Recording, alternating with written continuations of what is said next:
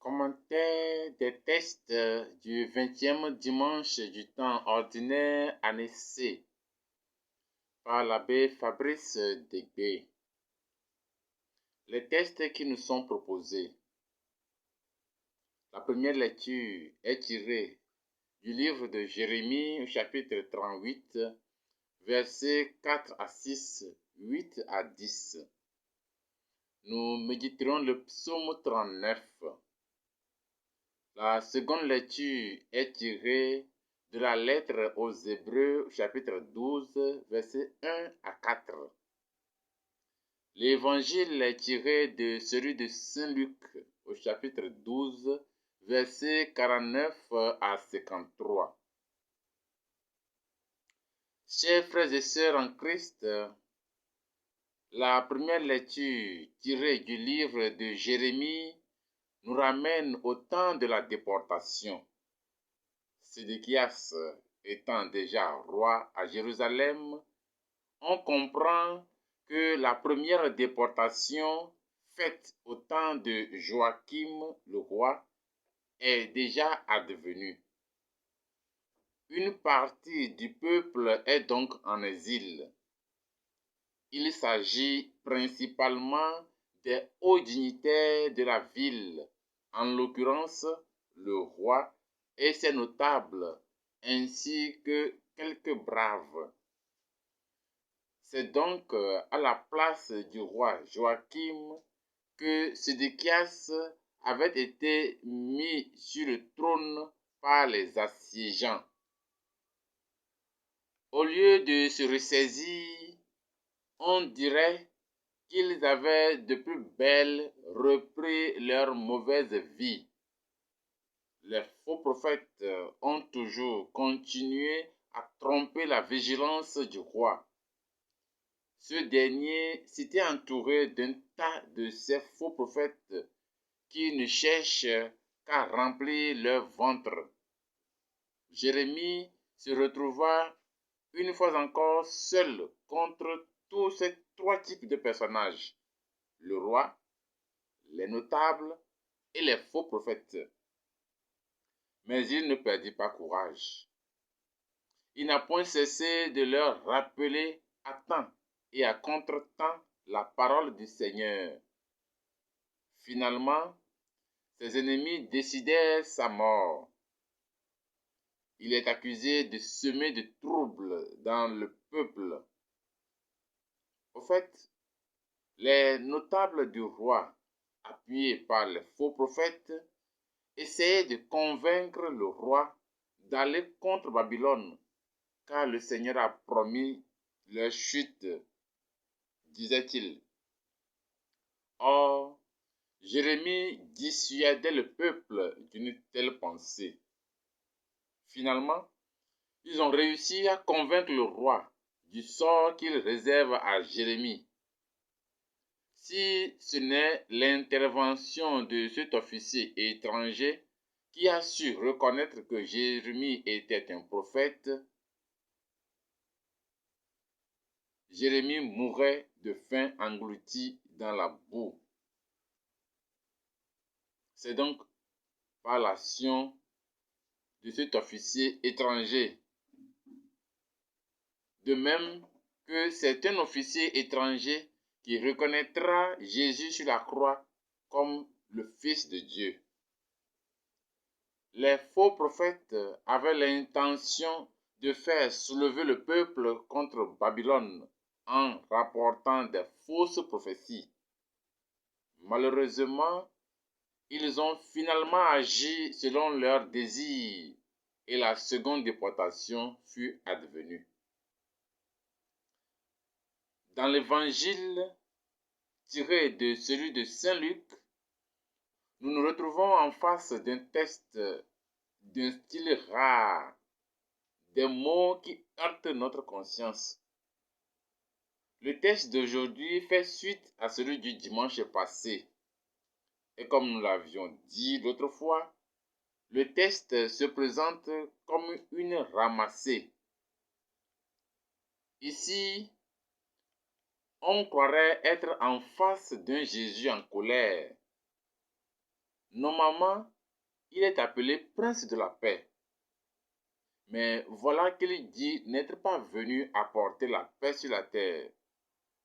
C'est un peu inquiétant. Il n'est donc pas venu apporter la paix, mais le feu. Or, c'est lui qui dit aussi, je cite, « Je vous laisse la paix, je vous donne ma paix. » Et en plus, je continue, « Je ne la donne pas comme le monde la donne. » Fin de citation. Et chacun sait comment le monde offre sa paix. C'est comme Jésus se contredit. Mais en réfléchissant, on voit mieux ce que le Seigneur veut toucher. Ce qui est sûr, c'est cette réalité que nous vivons quotidiennement. Dès que tu fais choix de suivre le Christ, sache que tu acceptes de te séparer dans la manière de voir les choses avec tous ceux qui n'adhèrent pas au Christ. Ce n'est pas parce que c'est ton père, ou c'est ta mère, ou c'est ton enfant que tu vas faire le mélange de culte. Ce texte est mentionné à cause de la division qui advenait entre les Juifs et les convertis au christianisme. Il fallait une radicalité dans le choix de sa nouvelle vie à la suite du Christ. Ce n'est pas que quand on devient chrétien, on est appelé à se séparer des autres, de ses familiers, mais le vécu et les conceptions des choses ne peuvent plus être les mêmes. Quand tu deviens chrétien, tu dois radicalement quitter les choses que tu faisais avant, qui ne concordent pas avec ta nouvelle foi. C'est là où se trouve la séparation. Certains deviennent chrétiens, mais par peur, se soumettent encore aux exigences de leurs parents ou proches, de peur de ne pas les offenser. Devenu chrétien, tu es appelé à quitter définitivement tout ce qui s'oppose à la foi en Jésus-Christ. Dans la seconde lecture tirée de la lettre aux Hébreux, l'auteur nous invite à vivre pleinement notre foi. D'abord, à nous débarrasser de toute entrave, le péché dans toutes ses formes. Ensuite, vivre notre foi qui ne nous exclut pas des souffrances. On ne les considère pas comme souffrances, mais comme épreuves qui vérifiera notre foi. Beaucoup pensent aujourd'hui que, une fois devenu chrétien, on n'a plus à souffrir pour quoi que ce soit. Jésus a déjà payé notre rançon, c'est ce qu'ils se disent. Ainsi, on ne veut plus du tout passer par aucune difficulté. Personne ne veut plus passer le vendredi saint. Tout le monde veut rester uniquement et éperdument dans le dimanche de Pâques, c'est-à-dire vivre seulement dans la joie sans aucune épreuve. Nous ne pouvons pas extraire la souffrance de notre vie de foi chrétienne. Considérons-les comme épreuves et nous les passerons avec le regard fixé sur celui qui a déjà triomphé de ce chemin ou sur ce chemin, c'est-à-dire Jésus-Christ. Nous ne pouvons pas supprimer le vendredi saint, qui est le jour de la crucifixion de Jésus, qui représente le jour de la souffrance, en espérant aller au ciel. Jésus avait très bien dit, je cite, « Celui qui veut me suivre, qu'il prenne sa croix et qu'il me suive. » Fin de citation. La souffrance fait partie intégrante de notre foi chrétienne. Il ne s'agit pas de ne plus rien entreprendre au moment des souffrances, mais il est impérativement important de savoir quelles souffrances constituent notre foi à porter quotidiennement et quelles souffrances fallait-il éradiquer par la prière.